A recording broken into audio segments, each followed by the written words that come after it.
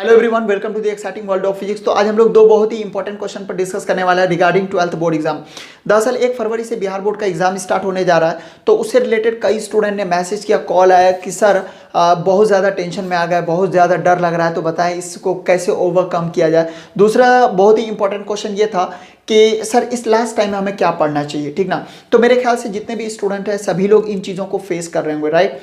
तो पहला सवाल का जवाब ये है कि दुनिया में जितने भी लोग हैं, जितने भी स्टूडेंट्स हैं, सभी लोग इस फेज से गुजरते हैं, सभी लोगों को इन चीज़ों का सामना करना होता है, राइट। लेकिन कामयाबी उन लोगों को मिलती है, सक्सेसफुल वो लोग होते हैं जो इन चीज़ों को अपने कंट्रोल में रखते हैं, राइट ना।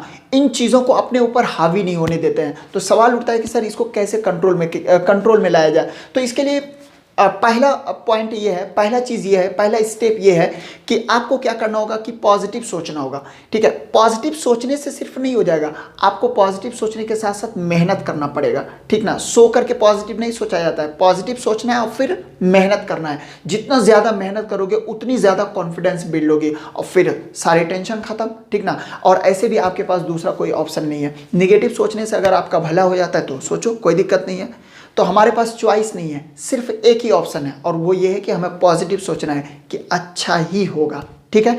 तो अब दूसरे क्वेश्चन की तरफ बढ़ते हैं। तो दूसरा सवाल ये है कि सर क्या पढ़ें, कैसे पढ़ें। तो देखो, अगर आप इन जो आपके पास ऑलमोस्ट 30-32 घंटा बचा हुआ है, अगर आप इसको कायदे से यूज़ करोगे तो आप पूरे सिलेबस के इंपॉर्टेंट क्वेश्चन को मल्टीपल टाइम्स पढ़ सकते हो, ठीक ना। तो कहाँ से पढ़ेंगे और क्या पढ़ेंगे, तो मैं आपको पहले भी बताया था कि आपने जो नोट्स बनाया उसी को पढ़ो, ठीक ना। उसी को बार बार पढ़ो, उनमें से उन चीज़ों को पढ़ो जो इंपॉर्टेंट है, जो इसके एग्जाम में आने की प्रोबेबिलिटी बहुत ज़्यादा है। और ये सब चीज़ पहले मैं आपको सिलेक्ट करवा चुका हूँ। जैसे मैंने 25 मोस्ट एक्सपेक्टेड फिजिक्स क्वेश्चन दिया था, आप इनको फोकस करो। इनमें 2 क्वेश्चन निकाल दिया था, कौन कौन सा, ब्रीवेस्टर्स एंगल और ये जो अल्फा बीटा गामा रे इसके प्रॉपर्टीज है उसको हटा देना, क्योंकि वो आपके सिलेबस नहीं है। बाकी जो 23 क्वेश्चन है उसको मल्टीपल टाइम से पढ़ो। कहाँ से? नोट से। इसके अलावा भी कुछ इंपॉर्टेंट क्वेश्चन मिल जाए, कुछ शॉर्ट क्वेश्चन मिल जाए, तो आपको नोट्स को ही फॉलो करना है, ठीक ना। उसके बाद जो मैंने आपको एमसीक्यूज दिया था, करीबन 110 क्वेश्चन था, उसको आप पढ़ो।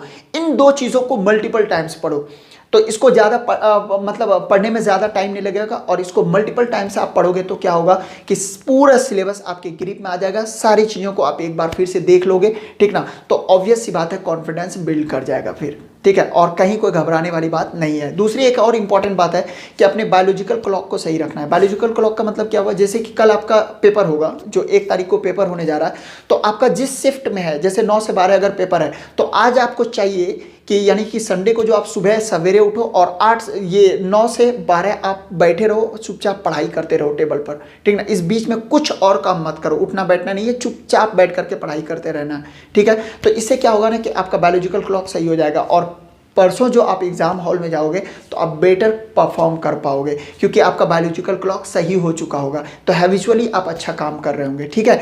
तो इन चीज़ों पर आपको ध्यान में रखना है, खाने पीने पर थोड़ा कंट्रोल रखना है और अच्छे से नींद लेना है, ठीक है। और पॉजिटिव सोचना है, निगेटिव नहीं सोचना है। दूसरा ऑप्शन आपके पास है नहीं। दूसरी एक और इंपॉर्टेंट बात है, इस बार का क्वेश्चन पेपर इजी रहने वाला है। ऐसे भी 50% क्वेश्चन आपका ऑब्जेक्टिव कर दिया है, बाकी जो 50% क्वेश्चन है उसमें भी मल्टीपल मतलब कई ऑप्शंस है, इस क्वेश्चन को बनाओ। या मतलब अगर 10 क्वेश्चन देना है तो 15-20 आपको क्वेश्चन दिया जा रहा है, तो उनमें से आपको सिलेक्ट करना है और फिर जवाब देना है।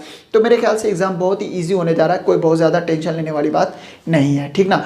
तो आप पॉजिटिव रहो, मेहनत करते रहो और अपने ऊपर भरोसा होना चाहिए। बस इतनी 2-3 बातों को आपको ध्यान में रखना है और मेरी दुआएं साथ है आपके। इंशाल्लाह आपका पेपर बहुत ही अच्छा जाएगा, ठीक है। तो इसलिए खाइए पीजिए, मस्त रहिए, कहीं घबराने की ज़रूरत नहीं है, ठीक है। चलिए, wish all the very best, thank you.